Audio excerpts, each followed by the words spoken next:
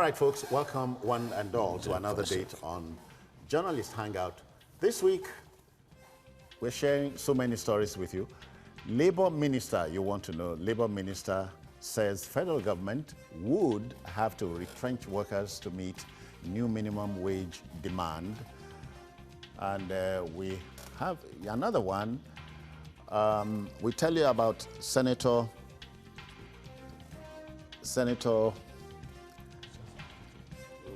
Rochas Okorocha. He's suggesting something very interesting. We'll share that with you. And also, the Customs Comptroller General says in September alone, the service rating some 15 billion naira. Interesting. But let's meet the team now. Babajide Kolade Otitoju is here. Babajide, I greet you. I greet you too. Welcome. Yeah. There's a Mobolade Omonijo. I greet you too. It's my pleasure to be here. Shola Ojewusi has just joined us. I haven't seen you in a while. Quite a while, really. Yeah, you were busy making money. I was there a couple of weeks ago. Okay, okay. So. Yeah. So the team is ready. I hope you are.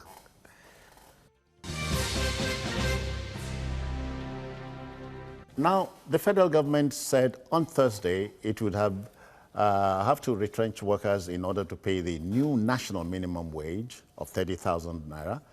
Labor and Employment Minister Dr. Chris Ngige dropped the hint when the leadership of the United Labour Congress, ULC, paid him a courtesy visit. A projected wage bill of 580 billion naira is required for this exercise.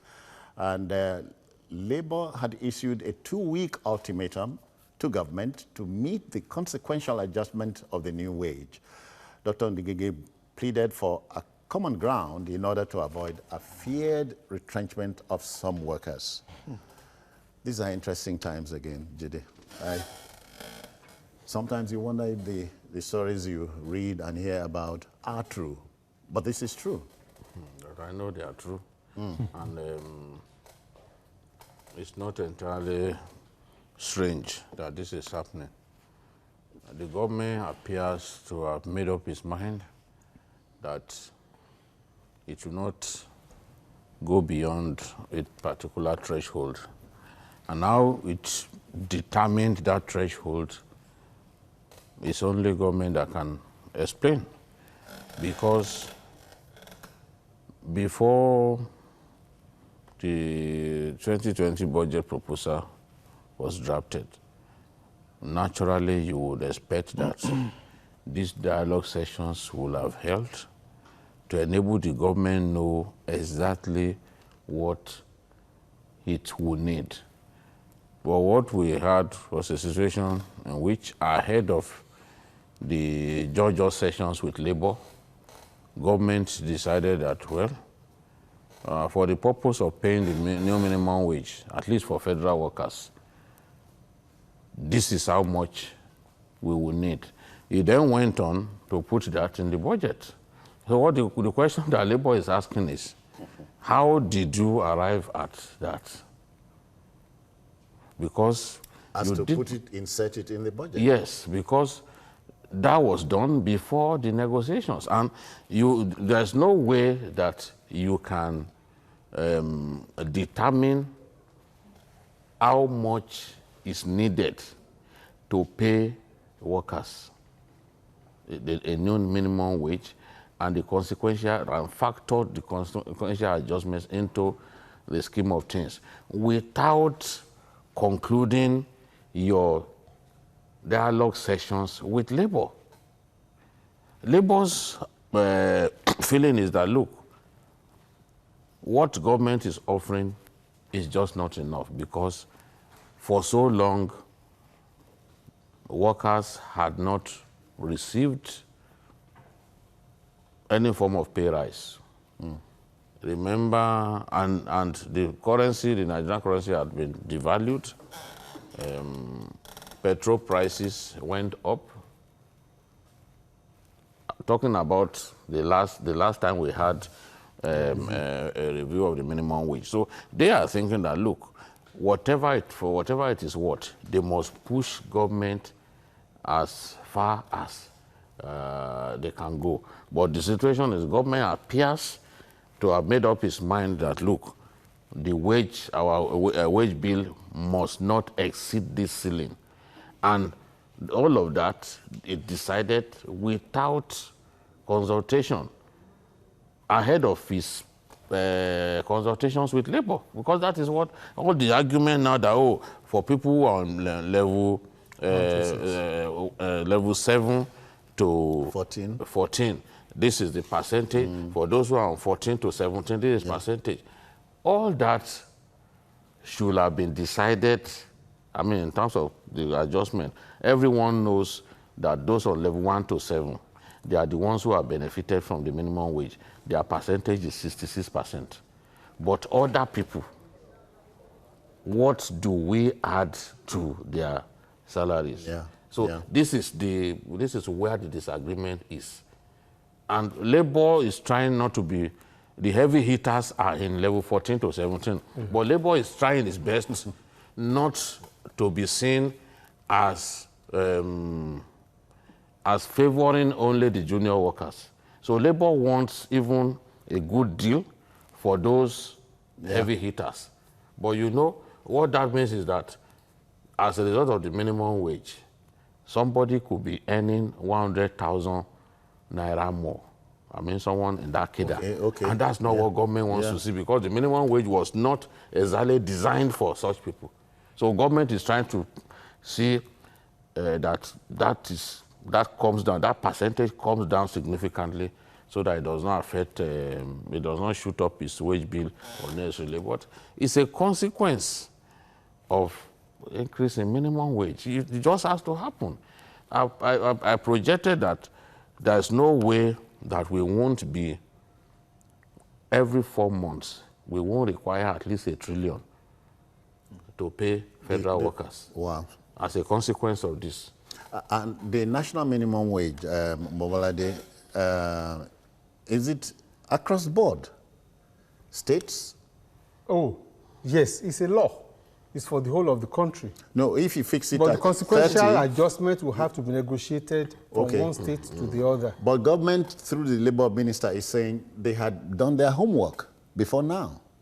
So who is saying what? I don't know what they mean by their homework. That they had done their homework and brought out what they can use to defend. That's what I'm saying. I don't know what they mean by homework, because like Babajide just said, there has to be negotiation.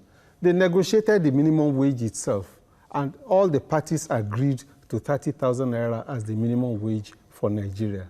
The consequential thing also has to be agreed, because these are also workers. Oh, yeah. And like they said, a number of parameters shows that they have been static for so long, since 2011, I understand.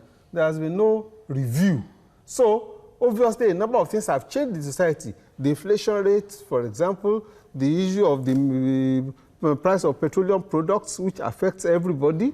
And, I mean, so you've got to look at all this. And they are saying, look, whether you're level 40 or whatever, what it means is that the devaluation of the currency and these other things have eaten into their disposable income. Yeah. And that it has to be negotiated, because there are, but government is also saying that, look, if we accede to workers' demand, we've done a calculation to come to an addition of 580 billion naira, and that they cannot afford that, as it were.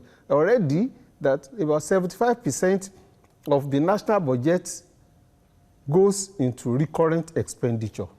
So you have 25, 27, 30% left for capital, for a country where you have so much of infrastructure deficits. So that is the government's own argument. Oh, yeah. Whichever way we look at it, the important thing is that it's rational what the workers are asking for. So you need to sit around the table and agree on this. The other leg of it is what you have asked.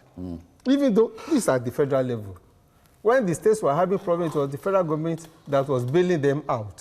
Federal government said that, look, if we approve this, if we go ahead with this, to affect us, what would that be the effect on the states that already say that they have a prostrate economy? No, these are the issues. But I'm personally disappointed that it has dragged on for so long. There's no reason why this thing should not have. It was, the president signed this He in signed April. it April 19. Signed it in April. Even though that one was dragged till April, it ought to have ended before then.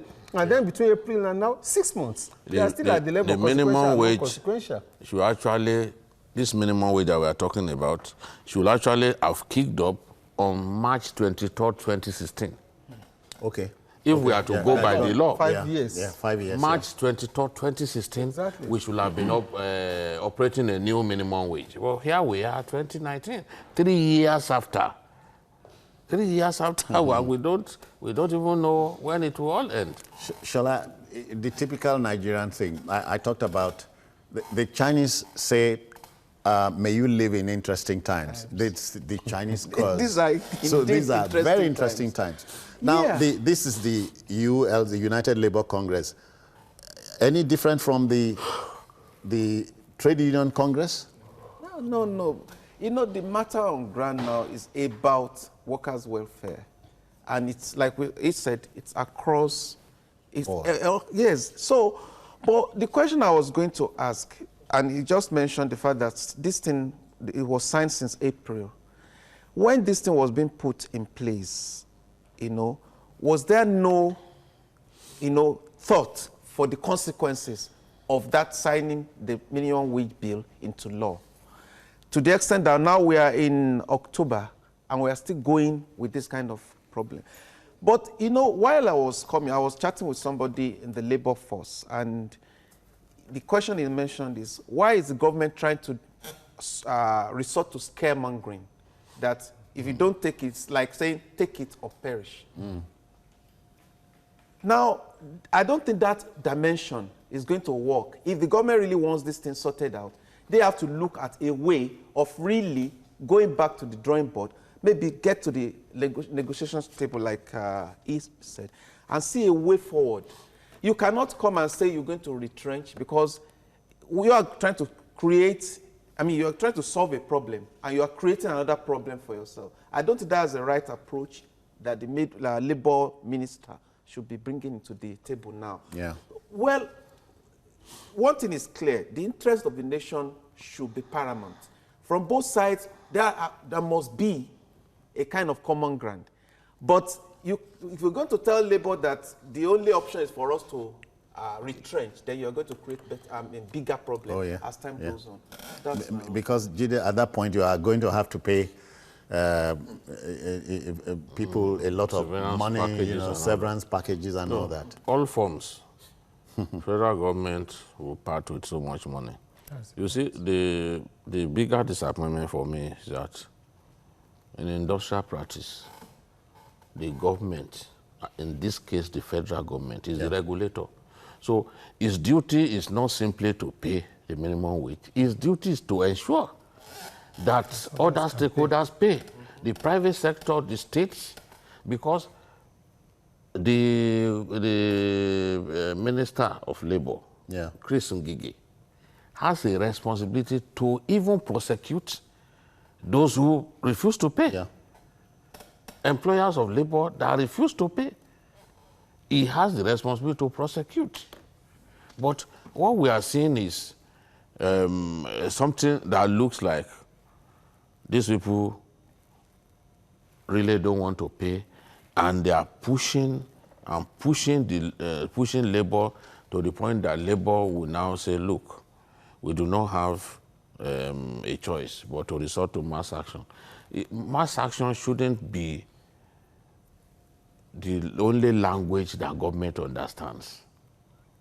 We shouldn't always push labor to want to go on strike before we do what is right. Remember, when government continued to dilly-dally over even calling labor for a meeting, they had to threaten that, look, we are going on strike. And then the federal government had to call them, and then they sat together, and the idea of a strike was shelved. It shouldn't always get to the point that labor will resort to popular action before government does what is right. And in this case, you are obligated to pay. It's a constitutional matter. You are obligated to pay a new minimum wage. If you didn't realize in the beginning, just before the elections, when you signed it into law on April 19, now you know that you are obligated to pay. It is clear, written in black and white in the Constitution, that we will, every 5 years, we will have a new minimum wage. We are already behind. Deficit. Yes, by 3 years. 23rd of March. But Bolade, at this point, the man on the street is forced to ask, there must be a common ground to steer. Which is this common ground? Well, it's only around the table that can be sorted out. I don't see Labour really backing down fully on this matter, because really what it means is that those who are on levels 15 to 17, they will be stagnant. And they don't forget that Labour bureaucrats also, they themselves are not levels 1 to 7. Oh, yeah. So interests also come into play. Oh, yeah. And like Ajero said yesterday, he said, look, all these things that we are talking about, that the private sector is even an issue. There are people who are still paying 10,000, 15,000, and who are saying that we can't, even when it was 18, they were not paying the 18. And that, like Babajide said, it is government's responsibility to be behind the wheels, to drive the process. As father figure. As the father figure. Yeah. And as enforcers Yeah. of the law, to ensure that this is a law and it must be complied with. But when you yourselves, you are laggards, how will others take heed? Shola, away from all this is I don't know if your wife had broached this with you. I hear prices of things have shot up, you know, in anticipation. Oh, they go soon add money to, you know, and that's a crazy thing, Yeah. especially at this time. The trickle-down effect of this, but I think it can be managed if there are a lot of things that government should never allow, the market forces. Because when you increase wages, definitely, the man selling maybe orange in the market also believes that, okay, there is enough purchasing power from the workers, so I have to increase the cost of that orange or any other wares. But I think it's left to the government to be able to understand that if you don't want a kind of inflationary trend to follow this, there has to be certain policies put in place to make sure that while you are playing, you're not taking back the money through whatever happens with the market forces. Yeah. All these things should also be part of what the policymakers will have to look into. So, sorry, we have company here. Andrew is moved to join issues here or raise issues. Andrew is reaching us from Kaduna. Good evening, Andrew. Good evening, sir. Yeah, let's go, sir. You just said something. You see, I don't know why this minimum wage... Hello, can you hear me, sir? Go on. No. Okay, I don't know why this minimum wage should be an issue in this country. Like what my brother did over there said, it's a constitutional responsibility. I don't know why it's a big problem when it comes to the welfare of workers in this country. If you look at what is happening out there, workers are, even in private sector, that pay 10,000, 7,000, 6,000, even to the extent of even 5,000, as I speak to you right now. So I want government to look at this and do the right thing. The House of Assembly is there.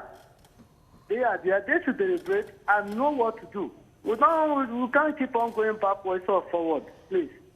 Okay. Thank you. Okay. You see, this thing is like a recurring decimal, gentlemen. From state to state and from state to state. Governors carry lots of load. You know, they have aides who are not on minimum wage, you know. And in some states, I hear some aides are as many as 8,000 and 2,000 in some cases.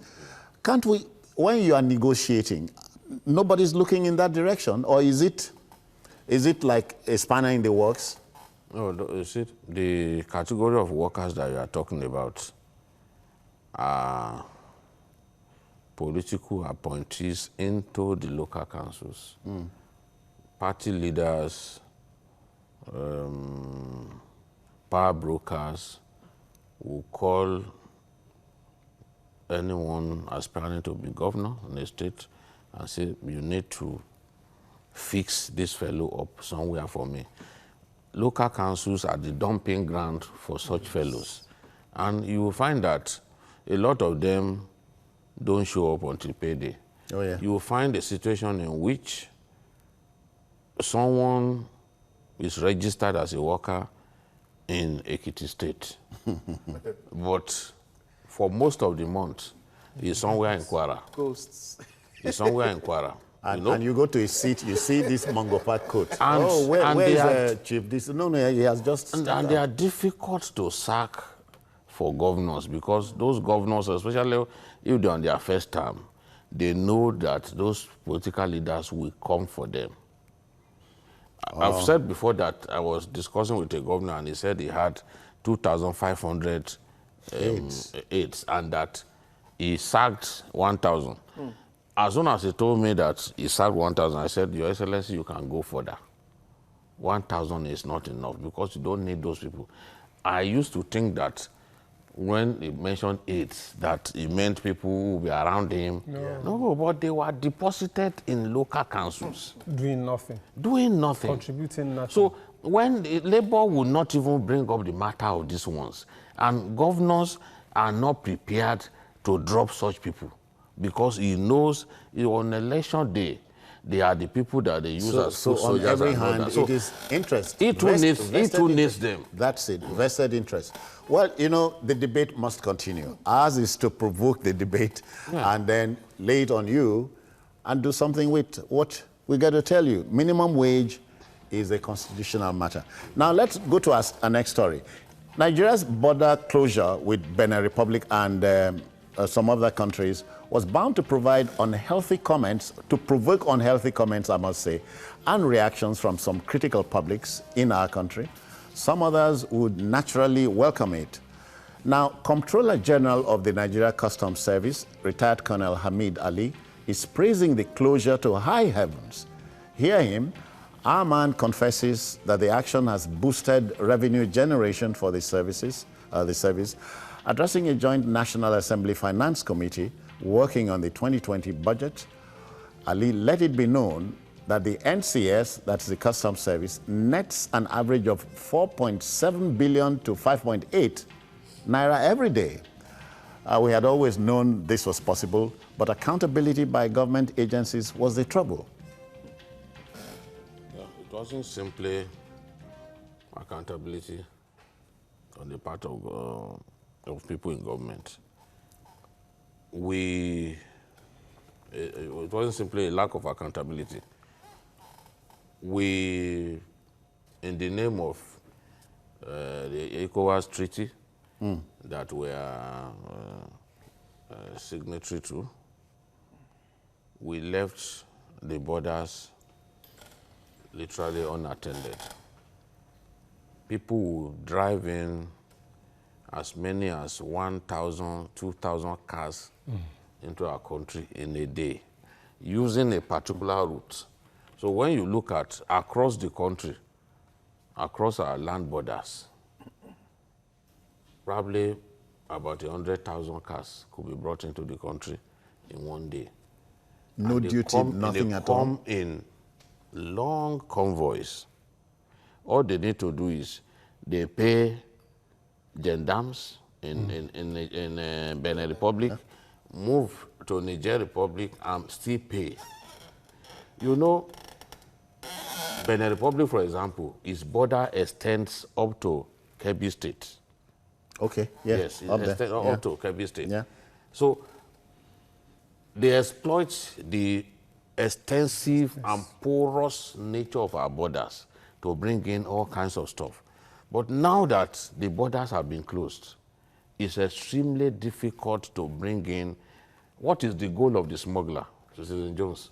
The goal of the smuggler is to evade payment of duty. That's it. Now, when the smuggler cannot bring in cars, especially these exotic cars, he is then forced to go and do what the law recommends. Yeah.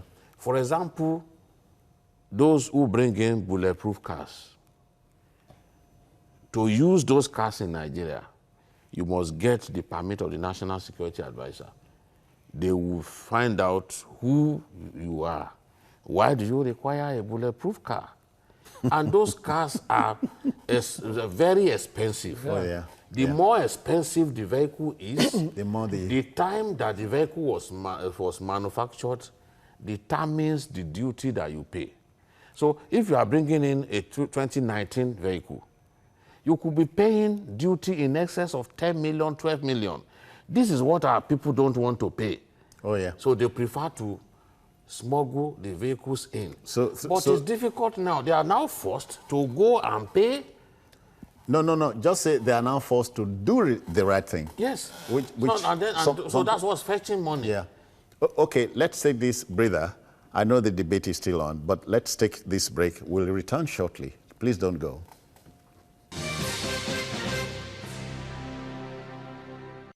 That filling stations in the borders with these countries were really thriving. People were going to set up filling stations in those areas because they know that they will come and buy because they know it's cheap and all that. So, but right now, I think we can say that this is the level of petrol consumption, the real level of petrol consumption, although I'm still not convinced that we consume that much. I may add to that. At least a lot of it was going out.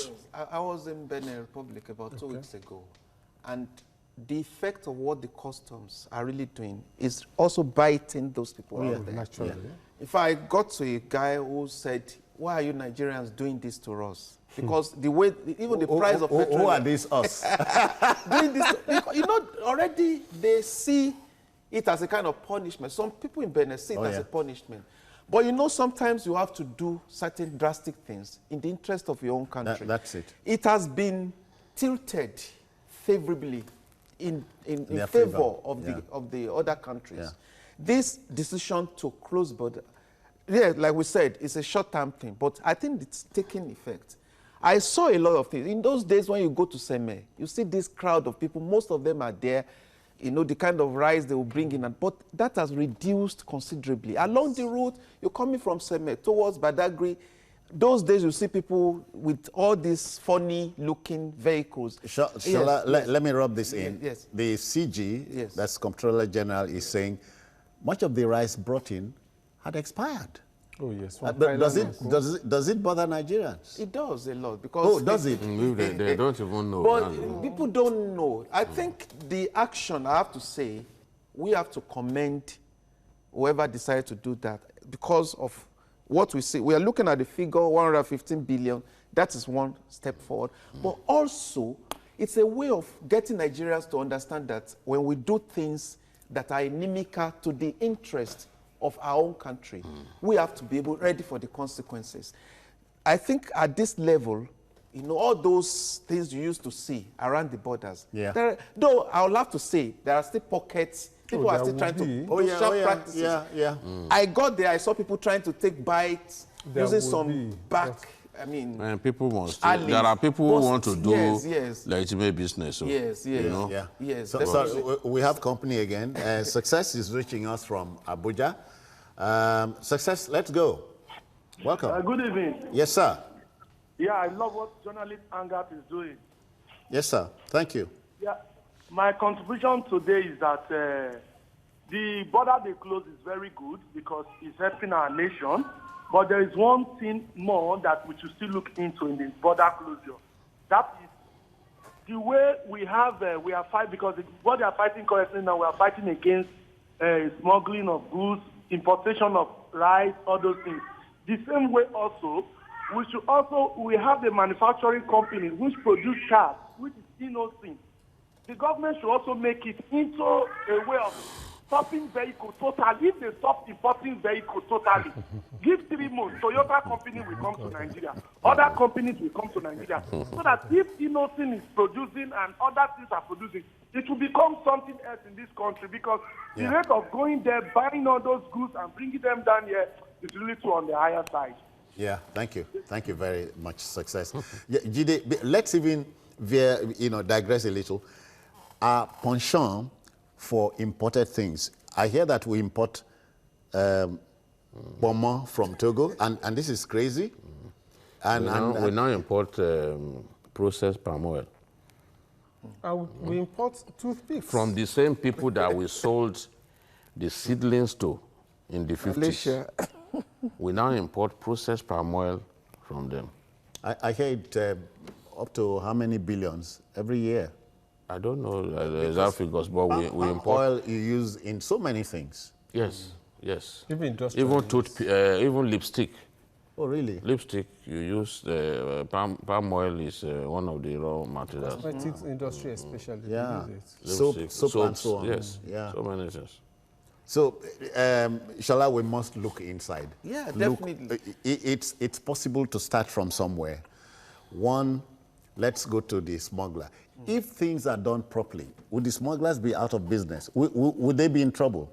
At least And how much trouble? considerably. How much trouble would they be in? Considerable trouble in the sense that these people, we have to call a spade a spade. They are, when you're talking of national development, they are an aberration, you know. Smuggling does a lot to damage, because if you look at the balance of trade, like I told you, some people were In the complaining. sub-region. Yes, sub-region. It's a lot of money is going to the coffers of the Benin Republic because you take the thing through their ports. You have to pay that. They don't joke with their own. Their and then ports, you now come to the country. You Yes. don't pay. I hear it is a demoratory or something. Yes. You know? So, but the money goes to the coffers of the Benin Republic for something you're bringing into another country. I think that's not right. So it means a lot to not only our economy, the balance of trade deficit that is. So Nigeria has to take a very strong stand. That's it. That's the first major thing about it. But we're also talking of petrol. Somebody just spoke about vehicles being manufactured in the country. If it gets to a level that you find it extremely difficult to have to bring vehicles from, perhaps you have to look inwards. Look on the we have to support. I saw some vehicles somewhere, and I saw IVM. We have to, be proud of what we are producing in the country. I saw their SUVs, you know. People are doing fine. In Newi, everywhere. You have to support those because they are local industry. We have enough in terms of the market to be able to support these people for them to make profit. But if all these things are not really controlled, then such companies will suffer. Omonijo, how about asking Benin, Niger, Chad, Cameroon to play ball? Asking. It's not, it goes beyond mere asking. Okay. We have to take action. You have to enforce so that you can it. drive. See, when we had problem with crime, when you had Cross-border crime, and this notorious who was the robber, Amani. and all that, as they shot the Benin border, the man came crawling, the president came crawling within 3 days here. They produced him. So obviously you needed to, sometimes you need to take action so that people know that you mean it. They know that we are very good at talking, but we don't walk our talk. Yeah. So it's important that the Benin situations president like this, came recently, maybe sometime last week. They have to react, definitely. Yeah, They have to and react. because they must play ball. If this, and especially in the light of the echo is the currency, that, you know, there must be a synergy. If the sub-region must be a force in Africa and by extension the world, we have to start from somewhere, Jide. we also have to really think about managing our borders. It's important. Yes, we cannot. This just Because of the ECOWAS treaty, we cannot continually shut our borders. We have to find ingenious means of securing our borders in a manner that does not make us so wide open as we used to be. The truth is, in 3 days, customs will meet its target. And that's significant because we have not come to the end of the year. Yeah. Now, because of what has happened, it's even being suggested that customs target for next year should be raised. And what has helped significantly is the fact that we shut these borders, and a lot of them who used to cut corners, used to bring cars in, exotic cars in illegally, they are forced to go and do what is right. Do the right thing, yeah. So I think that if we tighten the borders, we'll be able to keep smugglers out of business. You know what? For Nigerian communities close to the border, rice is extremely cheap. Rice, a bag of rice that you buy for like 18,000 naira here, you can get it for as low as 6,000 naira across the border. So what people now do is they will walk across the border, buy the rice, cook it right there, and bring it home for their people to eat. Because you don't say. I'm telling you that this is what is happening. This one are for film. Communities in Ogun State that are close to the border. Let me not keep Lucky much longer. Lucky, you are here. You are reaching us from Benin City. Yeah, thank you. Thank you so much, Citizen Jones and Kolade. I really enjoy your program. Thank you. Honestly, I am very happy about this topic that is being discussed. I had the opportunity of serving in Ogun State back then, and I saw the minutes of smugglers, exchanging guns exchange, and even at times the commuters, get caught, along the line, and we have cash out. And honestly, for me, one of your panelists mentioned the use of technology. For me, that's the way to go, especially for the cars. When they bring in these cars, they are still going to register them. Or with just the VIN, you can have the history of the car. Where is the car coming in from? What duty has been paid upon it? I made a proposal, and I'm sure it got to customers at that time. Instead of using people to chase cars in the bush, why not just wait for them at the point of registration?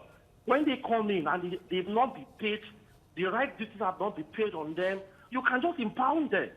And we can do this electronically. All the vehicle registration platforms point across the country can have that platform. When the car gets there, you just check where is the car coming in from. Has the appropriate duty been paid? If it's not paid, then you can bring it custom.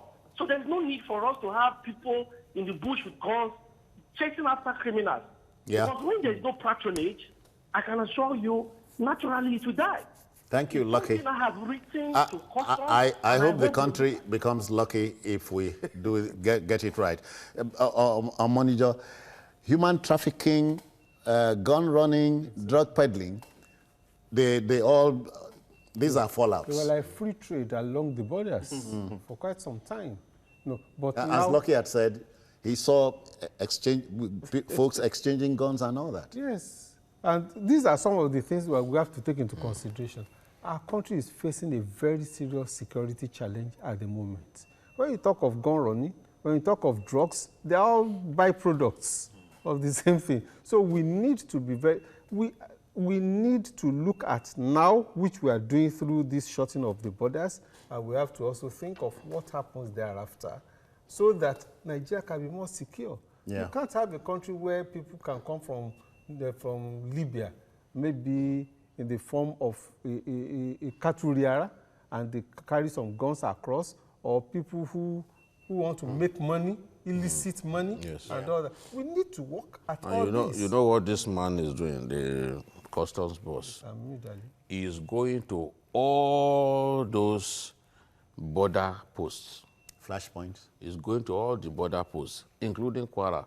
He's using helicopters to go and see the customs men on ground and get them to realize that, look, this job has to be done. You need to keep stopping these people, keep these borders shut. So you can see it's moving around, and that's why the whole thing has been successful. Because every day is moving from one border post to another. You know, like I think Katsina. Katsina has more border posts than any state in Nigeria.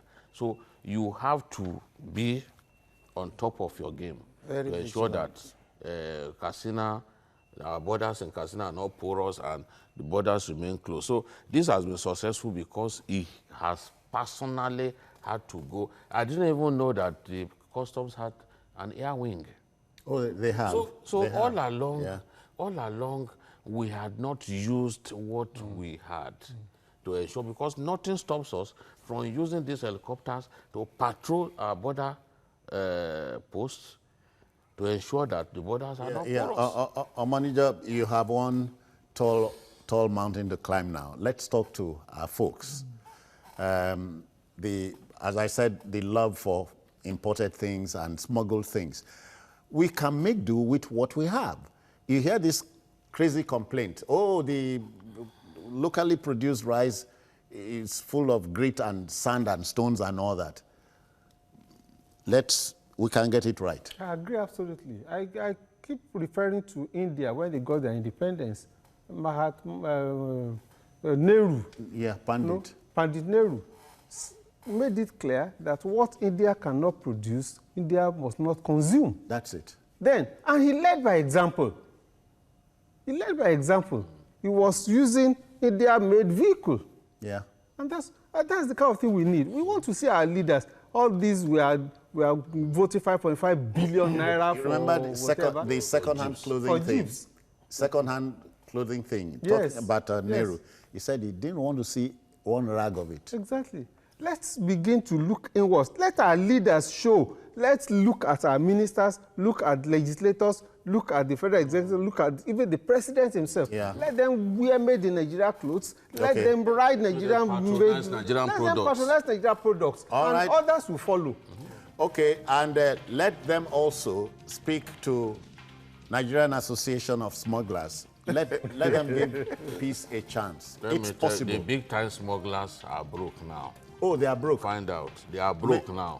They can't because they've run them out of business. Is there a prayer point here? All right, let's move ahead. Well, the debate continue whether or not the closure of the border is injurious to us. And so let's keep debating it. You know, the immediate past governor of Imo State, now a senator, Rochas Anayo Okorocha, must be in love with the limelight. The Imo West lawmaker and APC member on Thursday set journalists on fire, in a manner of speaking though, when he advocated one senator, and 3 members of the federal house per state in order to save cost. Senator Okorocha had quipped that his constituency was too small for him. Interesting. And he said this at plenary at the Red Chamber. Was the audience amused? They shouldn't be amused. And I think it's significant and it makes sense. Absolutely. That is a beneficiary of the system that is advising us to do something about it. I have said repeatedly that we really do not need a 2-chamber legislature. We can do with one. We can expand the one, but just let's have a unicameral legislature, not a bicameral one. That is what happened when Senegal was confronted by a serious flood crisis some years back. The president said, see, let us scrap the Senate and use funds that we are going to save from sacking 100 senators to take care of flood victims. And people... It was tough. They readily agreed. Yeah, yeah. The parliament readily agreed, and the Senate was scrapped. So they have just one chamber. Why his own suggestion makes sense is the House of Reps, yes, those ones, they are closer to the grassroots than the Senate because you have far more representatives for each state. A state like Lagos, we have many, about 20. You know, some will have, like, I think Kano maybe 19 or something. Kano 24. 24, oh, okay. Now, it means that they will be closer to the... Akwa 10. They will be closer to the people because there are more constituencies will be represented, unlike what we have with the Senate. The truth is, we don't need to have as many senators as we have and then have that many House of Reps members. Absolutely. It's either, in my view, Okorocha should have suggested that the Senate should be scrapped so that he too can go home. And rest. And rest. He's been governor. He too can go home and rest, and then we'll have one chamber.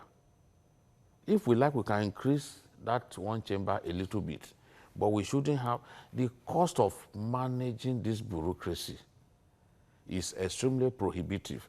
We need to tell ourselves the truth. And it is clear that this is not sustainable. We are just deceiving ourselves. Oh, yeah. Ultimately, this whole thing will collapse on everyone's head, and we will tell ourselves that, why didn't we do this early enough? Yeah. So if Senegal, someone that called it, people will say, oh, Senegal is not a big country, this and that. It's about thinking big. Absolutely. What is the point? Did we not have it in the past? The Americans, we claim we are copying, our manager, don't have a Senate president. The VP is the Senate president, and so on. How many people are in the American Senate? And America, How many in any America is like the size of West Africa. How many people are in the U.S. Senate? U.S. has 50 states. It's much bigger than Nigeria. Yet we have more legislators than America. 18 secretaries, 18 ministers. Interesting. Manager, mine is this. Yeah, good thinking, what Judy had said. But etymologists will tell you that politicians, they created that word for politicians, histrionics. My brother, this country is going down the drains. We are feeling the pinch now. People are beginning to say Nigeria is a failing country. We need to think. We need to walk. We need to move. Otherwise, like he said, everything will come collapsing on all of us. Unfortunately, the privileged, who are those in government, who are those in power, they are people who can easily fly out, even with just one box. They have their dollars and pound sterling out there. They have houses in the south of France where they could easily go. It is people like us that will bear the brunt. But we need, all of us, we can't wait for them. Because when he said that, the Senate president replied him. I told him, bring it as a bill. You know, it involves amendment of the Constitution. And of course, it will be defeated because it's in their interest to keep That's what I meant by histrionics. You know, playing to the gallery. Yeah, it's histrionics. But good embrace it nonetheless. The issue also has to come. We have may to. not really be playing to the gallery. But some people would think that's what it is. It may not really, because he didn't say scrap Senate. He says one senator should be enough. And I just said to you, America has 50 states. America is the size of West Africa. Yeah. If America, why should America have less legislators than we have? Less federal legislators. It's not only the size, it's also even the money. Population, Come to think of population rich of country America compared to compared ours. to Nigeria. What are we doing with all the Come lawmakers? to think of it. Yeah. What is wrong with Nigeria? That what was right with Senegal cannot really be used to make right what is wrong with Nigeria. If the people of Senegal could really sit up, do you know when the president came up with that idea, he couldn't have done it alone. The senators agreed. That's it. Why? Because the patriotic sentiment involved. The country, country first. To me, Okorocha has somewhat bailed the cat. Now the colleagues, well, I agree, you have to go through the Constitution to be able to do this. But let us have, it's safe to say Okorocha has found a bell. Let's look for a cat and who to bell it. On that note, it's left for his colleagues to be ready to understand. Though, let me tell you, the way we do things in the country, pecuniary interest. Absolutely. Yeah. What's in it? Very, very, very, very, very. It's a very strong, I can say, obstacle on the way. But the idea of patriotism has to overwhelm that kind of interest. So our people must come to that level that if we don't do it, let me tell you, the problem we're having with labor, why people are advocating or struggling or shouting that they wanted their salaries increased, is because they see what happened with the kind of bloated budget that goes into the National Assembly. Oh, yeah. People will not be happy. They know what goes out of that. The civil servants know the amount of money these people receive. Yeah. They have to fight for their own interests too. Okay, Manager, you know, there's such a phrase as the dream of a country. Do we have a dream? Is there any such thing as the Nigerian dream? We had a dream. I don't know if we have a dream now. Okay. Because we speak in fogged tongues in the country. In those days, they said, though tribe and tongues may differ, in brotherhood we stand. But today, I don't think so. Everybody considers himself first, then he uses his ethnic group and religion to confuse everything. Not because he really believes or trusts in anything except his family and all that. That's all. And it's a in the problem process, we they have. make a total mess of religion. Gentlemen, we must pack it all in. Jide, the weekend is ahead of us. Any new plans? Well, it's up to you to behave yourself this time. Okay, I will. Because you make promises that you are not inclined. No, it's all right. I'll redeem the promises, Okay. But then send the bills to us. Let's thank Mobolade, our manager, for coming. It's my pleasure. And of course, Shola Ojawusi. Enjoy your weekend if you can. So much. Okay. So that's it on the program for this evening. And of course, you may also watch the show on other platforms. We'll show you on the screen and on YouTube at youtube.com/TVC News Nigeria. The feedback channel remains the same. For now, on behalf of the Backroom Boys, we want to thank you very kindly for viewing in. I am Citizen Jones Hussein. Bye-bye now.